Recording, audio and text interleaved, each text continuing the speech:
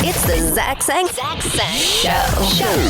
Sang Show. Miss Gwen Stefani, how are you? What's up? How you doing? I'm doing amazing. So great to talk to you again. How are you? Wow, I'm so good. Like I feel like I'm a little bit in a daze since I did a show in Japan last night. Now I'm in LA and I'm trying to figure out what day it is. But besides that, I still feel like I'm reeling off of the MSG and the very, very large amount of salt intake that I had while I was there. So it was incredible, and it's incredible to think that my record's actually coming out tomorrow, a record that I never expected to have, that is just really the only thing I could think of to do to save my life, and it has. So it's a real magic time for me. Thanks for talking to me. This is what the truth feels like. Out tomorrow, you said this record saved your life.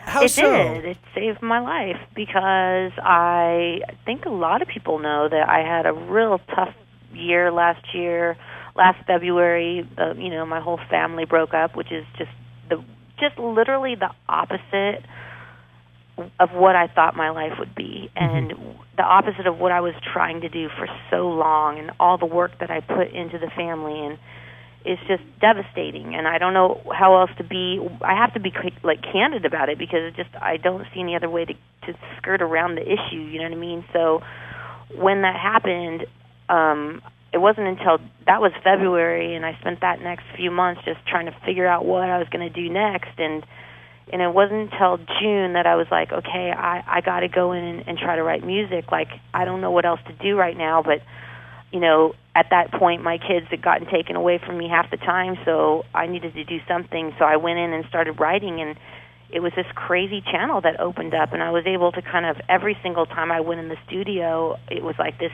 healing, thing that, this powerful, magical writing experience, and I was writing a song every single time I went in, sometimes two songs, and I just have to say, I never expected that, and because I hadn't been able to write for the longest time. I really hadn't, so my confidence really came back, and it just feels so magical to be able to put music out when your life is just so hard, and to be able to have this platform and this thing to turn to kind of help yourself heal, and then share it with people, and then get that energy and love back. It's all happening in real time, because I literally wrote "Used to Love You" 3 weeks before it was on the radio, and the last 5 songs I wrote were written in January, and now they're coming out. So it's all such a strange, crazy year, but I feel so grateful. Did you turn to music as a personal escape, an emotional escape, in other times throughout your life? Or is this the first time that you really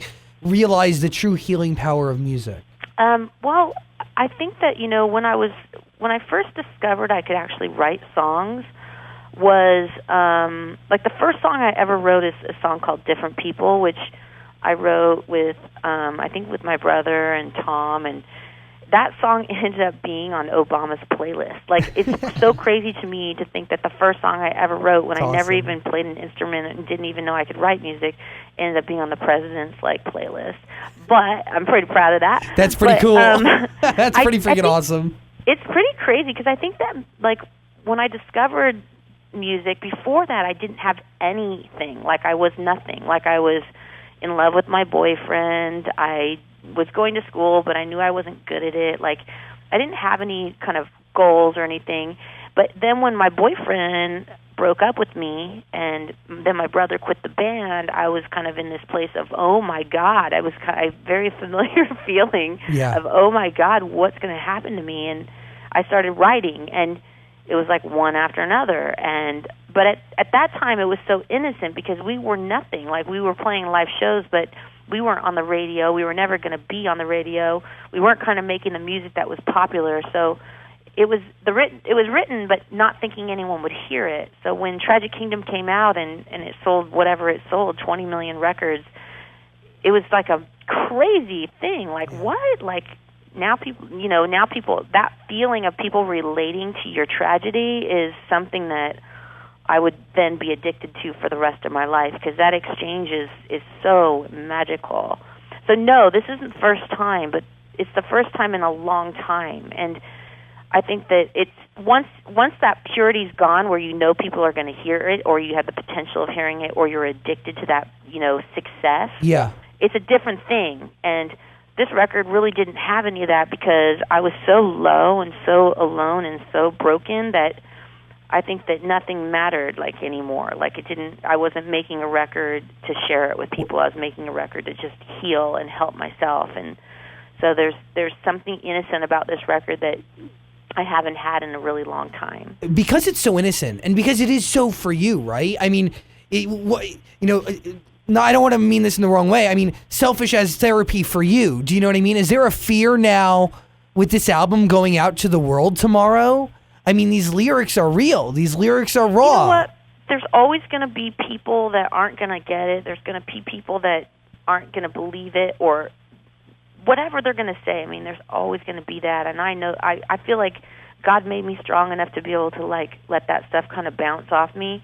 I feel a little defensive about it because I think that would be a natural human reaction, especially when you dare to share, your soul with people and your life experience. But I kind of feel like God put me here to go through all this so that I would share it. So I feel like that's my responsibility, and I feel honored to, and I know that there's going to be some amazing rewards that come with that, and then there's going to be some disappointments. But I'm strong enough, I think, to take it, and I just feel real proud of myself because I think that was a really hard thing to go through, and what I'm still growing through is really, really tragic and really hard and not my fault. And I feel like to be able to make something great out of it, like make music and share it, I don't know, I feel real good about it, and I feel real happy, and I can't believe tomorrow's the day.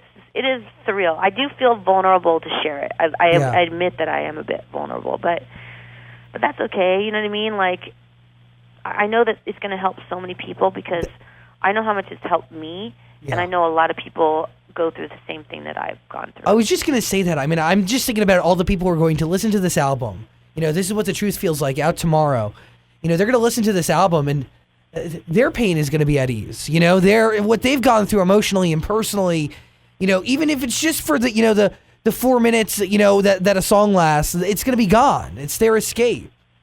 I agree. I think music is so unbelievable, how it can heal and how it can bring joy, and it also kind of defines moments in your life, and I know that, and I've been lucky enough to have a crazy long career, which I never expected. And the thing is that, like, I've met a lot of people that my music has touched their lives, and I feel it's hard for me to take it in. It's hard for me to understand it or think that happened, but I know that it has, so I know that this record will do that as well. I've been on Twitter all morning. I'm addicted to social media, so I just go and listen to everybody's comments, and I'm blown away by the support of the people that are just sitting here waiting for this record to come out tomorrow, and it's amazing. It's an incredible time. It really is. And you mentioned your career, which, like, honestly, and I told you this the last time we talked, it's iconic. I mean, you've made music history beyond. The last album, Sweet Escape, one of my favorites, out in 2006, and then you had No Doubt, Push and Shove back in 2012. Why has your career not just lasted this long, but continued to rise? Like, people come and go. You see it all the time, right? But you've managed to not just stay around, but to kill it. Is it your sense of realness? Is it because how open and honest you really are? Is it the transparency you have? Why do you think? You know what? I don't feel like I have, like, the right to even comment on something like that. I don't really understand any of it. I don't understand how any of it happened in the first place. It's just mind-blowing to me. I know that there hasn't been one moment where I haven't appreciated it or been blown away by it, and I've never done anything for the wrong reasons. You know what I'm saying? I always do music for music's sake, like, because I love music and because I want to express myself. And there was one point in my career not too long ago where I had just gotten pregnant and with Apollo, and that was literally a miracle from God. Like, I never thought that could happen, and it happened.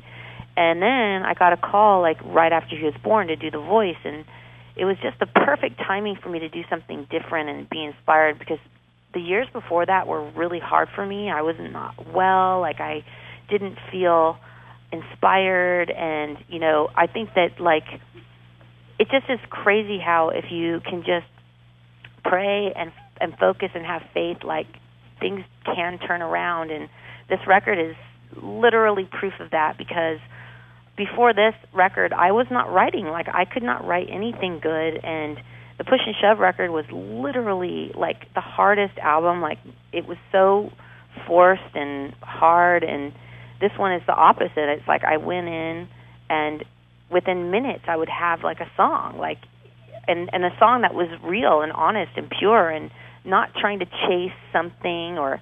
You know, it's like, how do you compete with yourself when you've had a career as long as I have? You're so right. Like, how do you... I had people trying to write songs for me, and every song that I would get, they were great songs, but I was like, oh, yeah, that sounds like a song from Love Angel Music Baby 10 years ago. Do you know what I'm saying? Like, yeah. I'm going to do a song that sounds like me 10 years ago? Like, that sounds weird. Like, I think this record really sounds like... This record was written truly through emotion. So there was no tracks. There was no music before. It was like, this is what I'm feeling right now, and then the music would be created in that moment. And it was not music like, oh, I want to make a song that's going to compete with whatever song on the radio. Like, it was just, it didn't matter what style it was or what the production was, because all that mattered was to get the emotions out, the truth out, and let it be pure and real. So, Beautiful. I don't know, it just had such a different kind of intention to it, because the only intention it had was to help heal myself, and now I'm sharing that with people. So it's a real cool, like, amazing testament to faith and to hard work, and I don't know. It's like, and also to karma, and just, I don't know what else, but I think it's just, if you were there, like, if you were actually there in the room when these songs were born, like you can interview anybody that I wrote with. It was magic. It was true magic, because music is magic, you know? I can hear it. You know what I mean? Your art heals you, then it heals others, and it's an amazing cycle, and I feel like as you go back and you look at all your work, you can kind of see the different stages of Gwen Stefani and the different moments in your life, and this is just another, you know, it's just an incredible, you know, just a piece to just document, you know? Healing you, healing others, it's just special. It really is. Thank you so much. And it's also the first time that I've ever written about being in love and being happy, and I think I needed that. Like, you know, you talk about people evolving, or, you know, how do you sound different, or how do you, you know, makeover, how do you make a makeover on yourself, and for me, that was what's different about this record. Is, of course, there is some songs that are from the beginning that were angry and sarcastic, and take a few, you know, talk about that part of it, which is necessary because that was going on as well. But the rest of it's like really a happy record, and I've never really made a record like that. So that feels real good. It feels real different for me. This is What the Truth Feels Like, out tomorrow. Dan, who's in the room with us, has one question for you. How did you choose Fetty Wap to be the only feature on the album? How did I choose Fetty Wap? Okay, well, I had written, like, I feel like this was in December. I had gotten to a point where I'd written most of the record, and they were like, okay, well, because I kind of did it with two different producers. I worked with this guy, JR, and then I did the rest of it with Mattman and Robin. And then they were like, well, who else do we want to work with? And I said, I really want to work with Fetty Wap. Like, I don't know what it's. His voice is so magical, and it's so different and unique. And I was like, please, can someone get me a session with him? And I begged and begged and begged, and it happened. And they were like, oh, my gosh, you got the session. I'm like, oh, my God, like, you know, crazy. So I get there, I show up, and they're like, oh, he's in Atlanta still. I'm like, I'm sitting at the studio right now. And they're like, well, he might be there tomorrow. And I was like, okay. So I was in with Stargate, another amazing production He's awesome. team, and I wanted to work with them for a long time, too. Yeah. So we ended up writing a song called Asking For It in the session that he was supposed to be there writing with me. And 3 days go by, and he never showed up. So I was like, whoa, that's so hood, like, he doesn't even show up. So then it's like getting close to the time when I have to turn the record in, because I'm doing the live Make Me Like You video, which is like the cutoff date for the artwork. Like, you have to turn it in so they can print the record. And so I couldn't get a hold of him, and I was like, please, someone just get me his assistant's number. I'll stalk him, and I'll convince him that he has to be. This has to be. God told me he has to be on my record. Anyways, cut to his manager talked to my manager, and I was in Canada doing a show. And they told me, they're like, Gwen, this is not going to happen. And I was like, oh, my God. It was the last day I had to turn it in. And I'm about ready to go on stage, and I get an email from my A&R guy saying, he did it. We're going to get it in a few minutes. And I came off stage, and I had it. And I, hooked my Bluetooth up to the truck, and I rode to the airport, and I was listening to that. I was like, oh, my God, I can't believe I pulled this off. So amazing. I still haven't met him. I'm a major fan of his voice and of him, and I hope to meet him one day, and I'm so grateful, and I did know that it was meant to be, and if you listen to it, it does sound like it was meant to be. Miss Gwen Stefani, always a pleasure. You are phenomenal. This is what the truth feels like. It's out tomorrow. People get it. This is a very special moment as always, so thank you. Thank you, guys. Hey, really a pleasure, and congratulations on everything, seriously. Oh, man, I appreciate it. Thank you for all the love. I appreciate that. We'll continue it. Thank you. Okay, take care. Bye. Bye. Bye.